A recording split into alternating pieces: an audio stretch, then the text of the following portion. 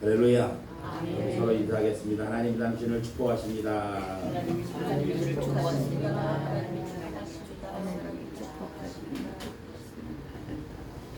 오늘도 참 좋은 날인 줄로 믿습니다. 하나님의 크신 은혜와 복이 사랑하는 성도 여러분들에게 언제나 함께 하시기를 예수님의 이름으로 축복을 드립니다. 오늘이 벌써 올해 반환점이 되는 6월달을 맞이했습니다. 지난 5월은 한 달 동안은 우리가 가정과 관련된 기념일들도 많았고 또 가정과 관련된 말씀들을 우리가 들으면서 가정의 달을 보냈고 또 6월달은 나라와 민족을 위해서 헌신하는 분들을 우리가 기리고 또 그들을 기념하는 호국 보훈의 달이 바로 6월달입니다. 어제는 나라를 위해 헌신한 분들을 생각하는 그러한 이 현충일을 보내기도 했습니다. 여러 가지로 어렵고 어수선한 현실 가운데서 수많은 사람들이 위기라고 말을 합니다. 그럴 때 우리가 그리스도인으로서 나라와 민족을 위해서 어떤 일을 해야 하는가, 어떤 마음가짐을 가져야 하는가를 우리가 성경 말씀을 통해서 그리고 그리스도인의 신앙적 입장에서 생각해보는 그런 한 달이 되어야 할 줄로 믿습니다. 지혜 임금으로 알려진 솔로몬이 하루는 성전 건축 현장을 방문해서 일꾼들을 돌아보았습니다. 그리고 한 일꾼에게 물었습니다. 왜 당신은 여기서 일을 합니까? 라고 말을 했더니 한 사람은 그야 배운 것도 없고 이럭저럭 살아야 하니까 죽지 못해서 나와 일을 하지요 라고 대답을 합니다. 얼마쯤 가다가 다른 일꾼에게 같은 질문을 물었습니다. 그랬더니 그 일꾼은 이렇게 대답을 합니다. 배운 것이 이것밖에 없어서 놀고 먹을 수는 없고 그냥 그럭저럭 한 세월 시간을 보내야 하기 때니까 할 수 없이 나와서 일을 합니다 라고 대답을 합니다. 또 얼마쯤 가다가 왕은 다 헤어진 옷을 입고도 기쁜 마음으로 일을 하고 있는, 기쁜 얼굴로 일을 하고 있는 청년에게 같은 질문을 했습니다. 왜 여기 와서 당신은 일을 합니까? 라고 물었더니 이 청년은 말하기를 내가 여기서 왜 일을 하냐고요? 이곳에서 일하는 것이 나는 정말 기쁘다 합니다. 자 보세요. 지금 하늘나라의 영광을 이 땅 위에 드러내는 성전을 지금 내 손으로 건축하고 있지 않습니까? 내가 쌓은 돌 하나 또 그 위에 지어지는 작은 성전이 바로 하나님의 영광을 나타낸 일이니 얼마나 기쁘지 않겠어요? 라고 대답을 합니다.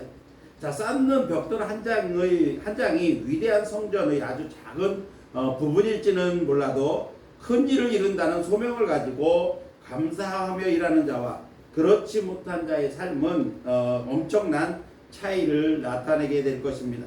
라이피 곱스라고 하는 사람은 감사할 줄 모르는 자를 처벌하는 법은 없다. 왜냐하면 감사할 줄 모르는 삶 자체가 벌이기 때문이다 라고 말을 했습니다. 그리고 세르반이라고 하는 사람은 인간이 범하는 가장 큰 죄는 감사할 줄 모르는 것이다 이렇게 말을 하기도 했습니다. 감사하지 않고 매일 불평과 불만으로 산다고 한다면 그 인생 자체가 늘 우울하고 불행할 것입니다.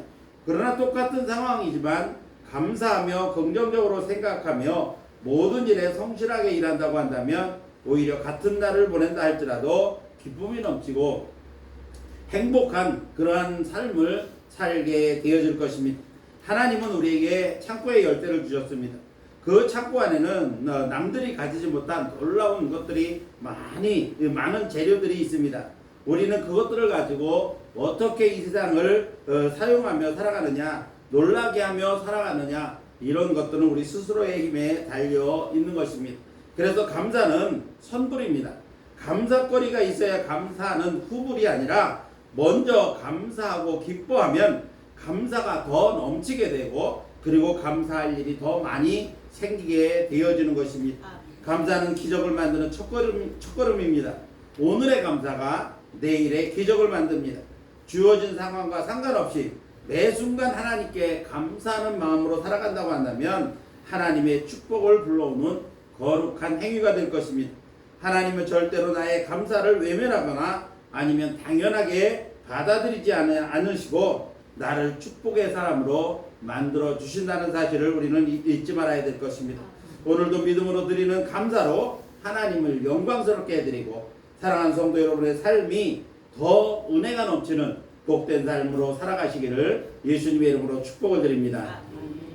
자, 오늘 본문의 배경은 바벨론이 유다를 세 차례 침공했는데 다니엘을 포함한 귀족 청년들을 잡아간 그러한 1차 침략이 605년, 주전 605년에 있었습니다. 그리고 주전 597년에 귀족을 한 1만여 명을 포로로 잡아간 2차 침략이 있었고, 그리고 3차 침략은 586년에 유다를 완전히 멸망시키는 이런 침략이 있었습니다. 오늘 본문은 2차 침략이 있은 얼마 있지 않아서 예레미야 선지자를 통해 포로로 잡혀간 이스라엘 땅에 있는 사람들이 아니라 포로로 잡혀가 바벨론에 있는 백성들을 향해서 하나님의 말씀이 주어졌는데, 그 내용을 지금 예레미야가 편지로 전하는 내용의 일부가 오늘 본문 말씀입니다. 당시 거짓 선지자들이 많이 나타나서 잡혀간 포로들에게 이제 곧 하나님의 은혜가 우리 가운데 임해서 고국으로 돌아갈 것이라고 거짓 예언을 많이 했습니다. 그러다 보니까 이 포로로 잡혀간 그곳에서 살던 이 백성들이, 이스라엘 백성들이 곧 고국으로 돌아간다는 생각 때문에 정상적인 생활을 하지 못하고 있었습니다. 이런 상황에서 하나님은 그들에게 오늘 예레미야를 통해서 그 땅에 너희를 잡아간 그 땅을 위해서 기도해라. 그 나라 지도자들을 위해서 기도해라. 그 이유는 너희가 평안한 삶을 살기 위해서다. 이렇게 말씀을 하십니다. 자, 하나님께서 이스라엘 백성들의 죄악으로 인해서 나라가 멸망할 것을 미리 예언하시고, 그러나 영원히 멸망하게 버려두실 것이 아니라 70년이 차면 다시 고국으로 돌아오게 될 것이라고 하는 예언의 말씀을 주셨습니다. 그래서 이 사실을 백성들에게 인식시켜야만 했습니다. 백성들은 우리가 지금 포로로 잡혀왔지만 70년이 차면 고국으로 돌아갈 것이라고 하는 그것을 믿음으로 받아들이고 70년 동안은 잡혀간 그곳에서 열심히 살아야만 평안한 삶을 살 수 있다는 것, 그것 때문에 예레미야를 통해서 이런 말씀을 권고하고 계시는 것입니다.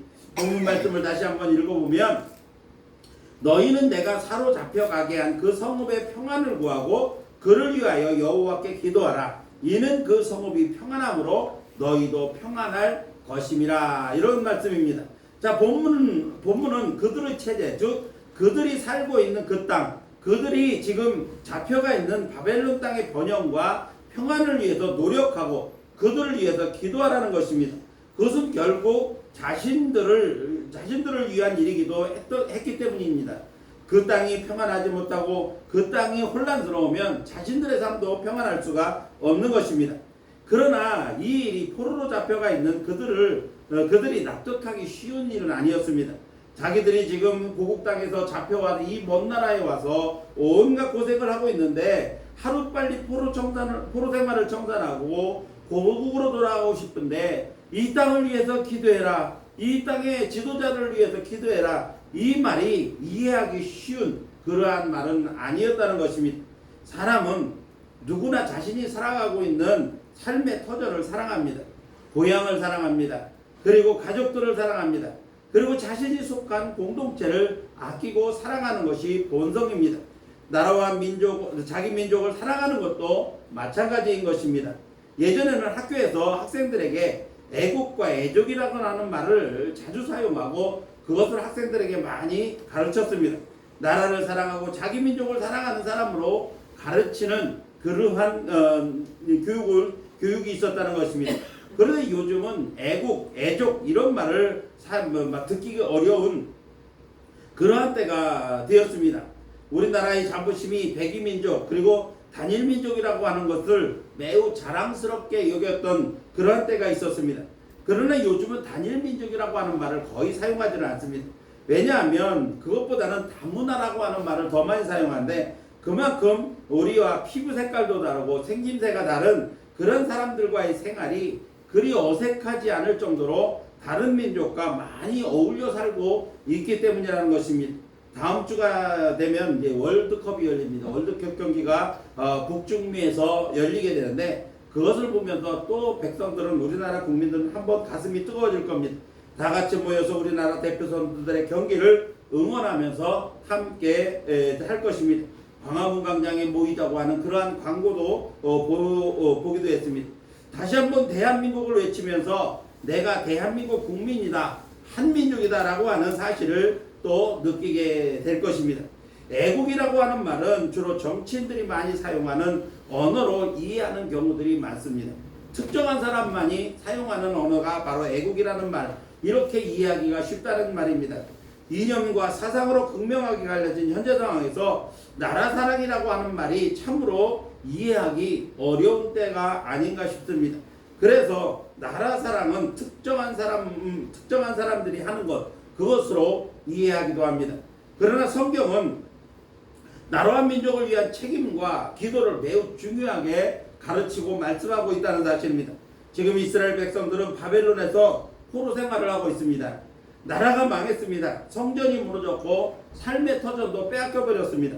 그런데 하나님은 지금 그들이 잡혀가 있는 그 성읍 바벨론이라고 하는 그 나라의 성읍을 위해서 평안을 구하고 그 나라 지도자들을 위해서 기도하라, 이렇게 말씀하고 있는 것입니다.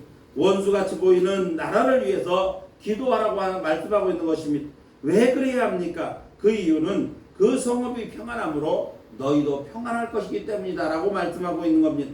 오늘 말씀을 통해 성도된 우리가 나라와 민족을 위해 가져야 할 마음자세가 무엇인지를 오늘 우리는 말씀을 통해서 배울 수가 있습니다. 진보와 보수로 갈라져서 극심하게 이념이 대립되고 이 이념이 하나님의 말씀도 이깁니다.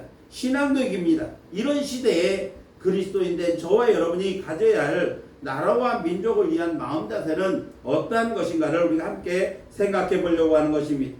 그러면 나라와 민족을 위해서 성도된 저와 여러분이 가져야 할 마음자세는 어떤 것일까요? 첫 번째로는 나라의 흥망성쇠는 하나님의 절대 주권 아래에 있다라고 하는 사실을 우리는 인식하고 그것을 잊어서는 안 됩니다. 나라의 흥망성쇠가 하나님의 절대 주권 아래에 있다. 이것을 우리는 기억해야 된다는 것입니다. 많은 나라 사람들은 나라의 운명이 정치적인 문제나 경제적인 문제에 달려 있다라고 생각을 합니다. 물론 이런 문제들이 중요합니다. 정치적인 역량도 중요하고 경제적인 문제도 중요합니다. 국방력도 중요하고 외교 문제도 중요합니다. 역사적으로 볼 때 이런 문제들로 인해서 나라가 부강해지기도 하고 또 쇠퇴하기도 하고 심지어는 멸망하기까지 했습니다. 나라가 멸망할 때마다 그 나라의 통치자와 정치인들이 얼마나 타락했는지 우리는 역사적인 사실들을 보게 됩니다.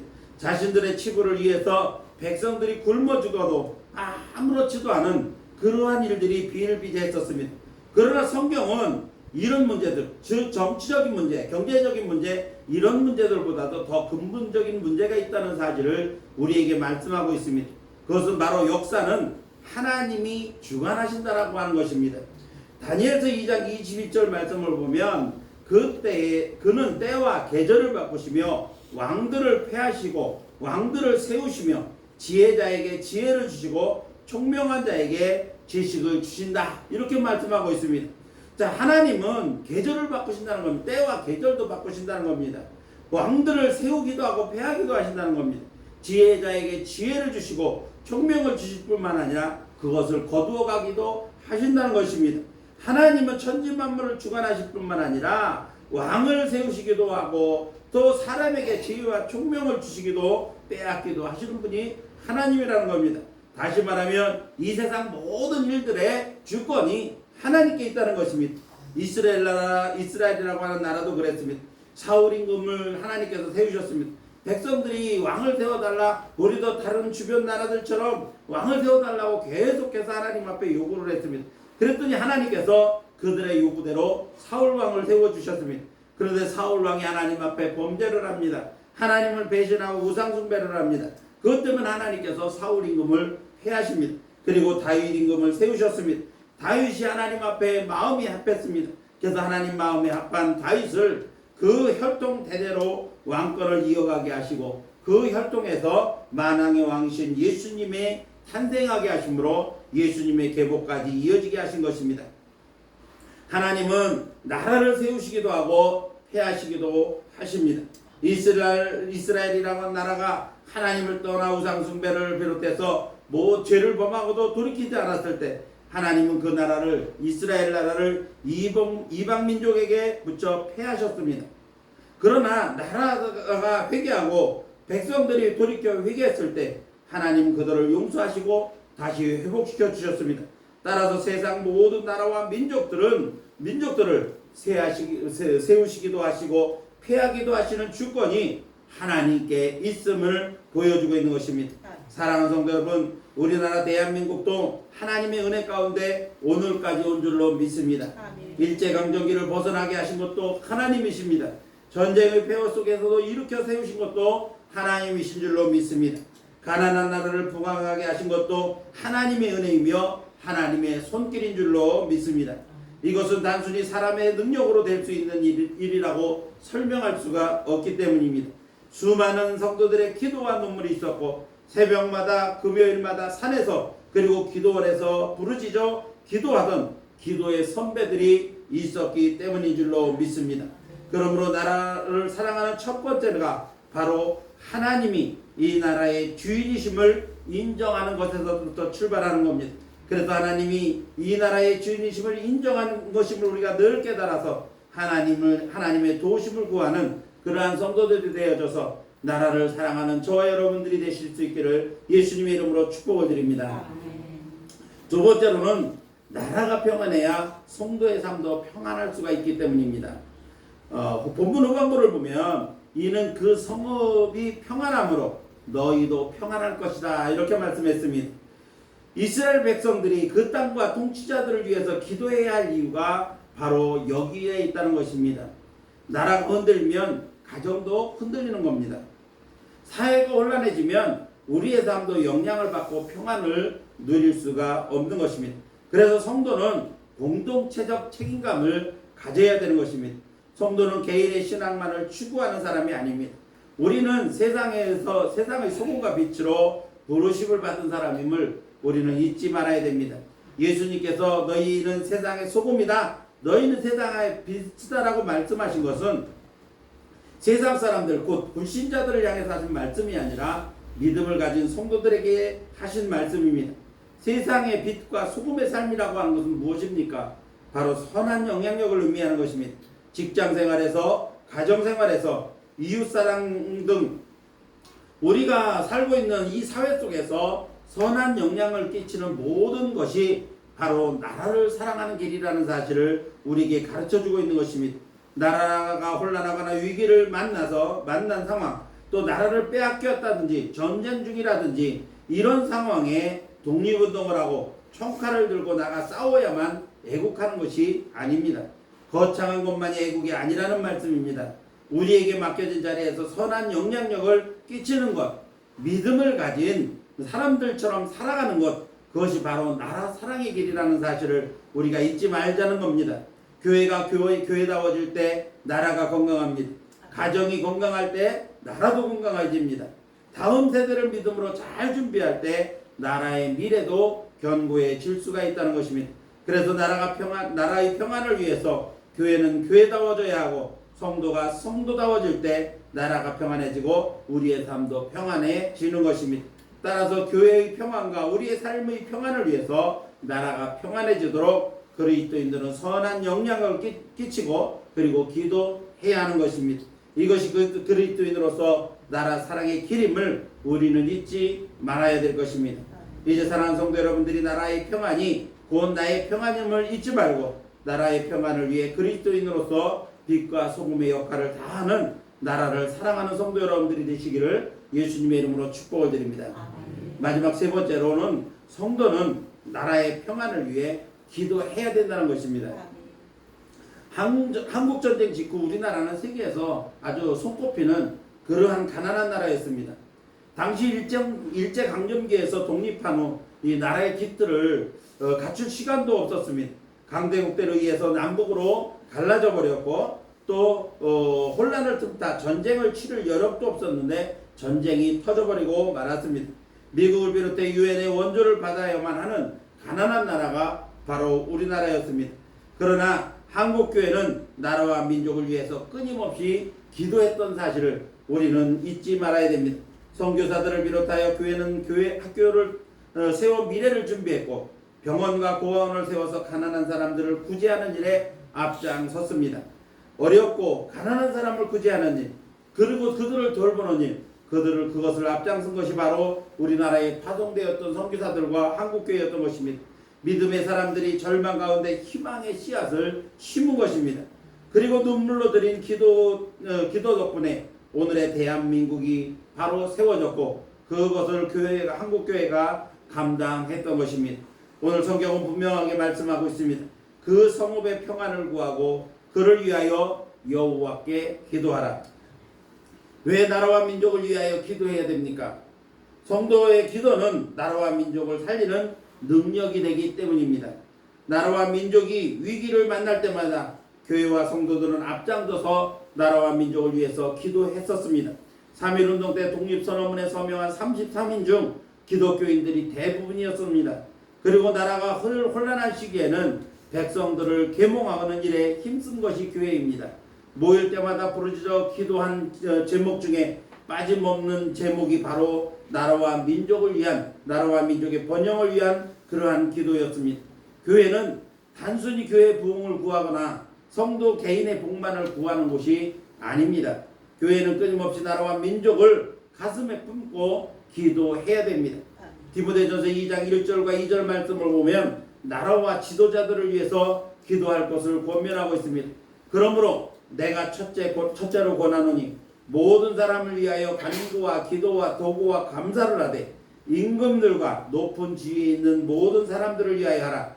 이는 우리가 모든 경건과 단정함으로 고요하고 평안한 생활을 하려 함이라. 이렇게 말씀했습니다.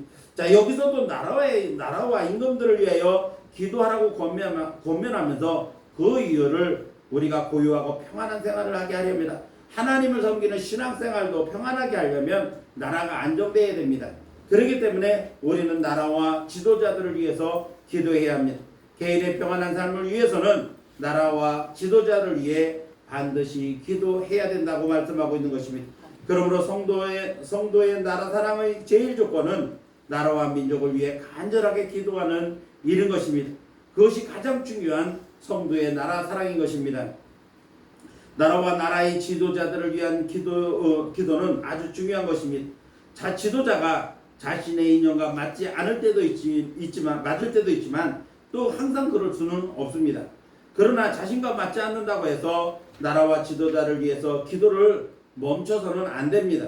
서두에서 말씀드린 것처럼 요즘 때에 가장 안타깝고 위험한 것은 신앙생활에서 말씀이나 또는 믿음보다 이념이나 사상이 앞서서 상황을 바르게 보지 못한다는 것입니다. 말씀이나 믿음이 사상에 밀려서 그 사람들이 사상을 앞세운다는 것입니다. 가지고 있는 사상이나 이념을 앞세워 믿음으로 보아야 할 것들을 보지 못하고 바르게 판단하지 못하는 것입니다. 좌우로 나누어집니다. 보수와 진보로 나누어져서 자신들과 의사가 다르면 다 적으로 간주하고 그들에게는 신앙도 필요 없고 말씀도 필요 없는 그러한 아주 위험천만한 시대가 바로 지금이라는 것입니다. 교회 안에서도 서로 다른 이념 때문에 교회 성도들이 교회를 떠나는 사람들도 있고 또 그거 반대로 반대인 경우도 있습니다. 그러다 보니 기도를 한다고 해서 객관적이지 못하고 올바른 기도를 하지 못한 채 인간적인 판단으로 기도하는 경우들도 많이 있다는 것입니다. 사랑하는 성도 여러분, 우리는 하나님 앞에서 우리의 모든 것, 즉 인간적인 이념이나 이념적 성향이나 판단까지도 모두 내려놓아야 합니다. 올바른 기도를 하나님 앞에 드리려면 자신이 가지고 있는 이념적 성향이나 판단, 이 모든 것들을 내려놓아야만 가능한 것입니다. 이것이 그리스도인의 나라 사랑임을 알고 나라와 민족 그리고 지도자들을 위해서 기도하는 저와 여러분들이 되실 수 있기를 예수님의 이름으로 축복을 드립니다. 이제 말씀을 마칩니다. 사랑하는 성도 여러분, 좋은 나라가 좋은 국민을 만드는 것이 아니라 하나님을 경외하는 좋은 국민이 좋은 나라를 만드는 것입니다. 우리가 이 나라 대한민국을 사랑하는 가장 좋은 방법은 맡겨진 자리에서 자신의 일에 최선을 다하며 하나님 앞에 나라와 민족을 위해서 쉬지 않고 기도하는 것입니다. 이제 호국 보훈의 달을 맞이하여 성도로서 나라와 민족을 위한 마음가짐이 어떠해야 하는지 성경이 말씀하고 있는 것들을 우리가 주의 깊게 살펴보아야 할 것입니다. 나라의 흥망성쇠가 하나님의 주권 아래 있다는 사실을 우리는 인식하고 잊지 말아야 됩니다. 나라가 평안해야 우리의 삶도 평안해질 수 있다는 사실을 알고 선한 영역을 끼치며 살아가는 저와 여러분이 되어져야 합니다. 진정한 나라 사랑은 이 나라와 민족을 위해서 이념과 사상을 떠나서 간절하게 기도하는 저와 여러분이 되어져야 한다는 것입니다. 이제 사랑하는 성도 여러분들이 그리스도인으로서 나라 사랑의 길을 바로 알고 끊임없이 나라와 민족을 위해 기도하는 저와 여러분들이 되실 수 있기를 예수님의 이름으로 축원합니다. 기도하겠습니다.